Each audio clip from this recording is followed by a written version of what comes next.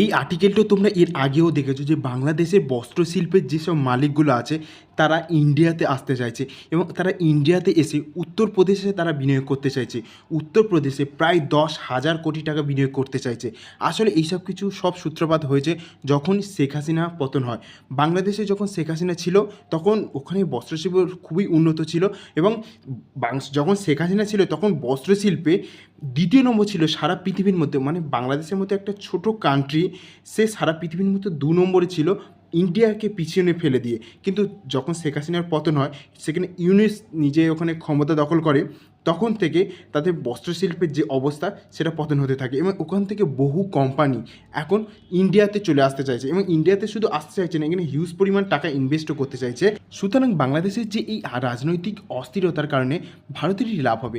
আমাদের আরও 5 বছরে ইন্ডিয়াতে টার্গেট আছে যে 100 বিলিয়ন US ডলার সেটা ক্রস করে যাবে।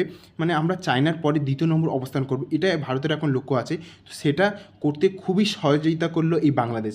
তাছাড়াও বাংলাদেশে রেমন্ড নামে যে কোম্পানিটা এখন ওখানে আছে, ভারতেরই একটা কোম্পানি, ওদের ওখানে ইনভেস্ট করছিল এবং বস্ত্রশিল্পে ওদের উন্নতির ক্ষেত্রে বিরাট অবদান রাখছিল।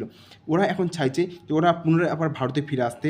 তো শেখ হাসিনার পতনের পরে সত্যি বাংলাদেশের যে এখন রাজনৈতিক অস্থিরতা, তার কিন্তু অনেক কিছু ফায়দা ভারতের জন্য আছে এবং ওইসব যে বস্ত্রশিল্পগুলো আসলে ভারতের যে টার্গেট আছে 100 মিলিয়ন US ডলার যেটা ক্রস করার, সেটা কিন্তু খুব সহজেই করতে পারবে। কিন্তু আমরা এটা ভাবতে পারি যে আমরা বাংলাদেশ এবং যে ভিয়েতনামে আমরা যে পরে আছি সেটাকে আমরা তো ক্রস করে যাব, কিন্তু আমরা চায়নার থেকে যদিও আমরা অনেকটাই পিছিয়ে থাকবো, কিন্তু আশায় রাখা যাচ্ছে যে আমরা খুবই শীঘ্রই চায়নাকেও আমরা টপকে আমরা বিশ্বের 1 নম্বরে যাব।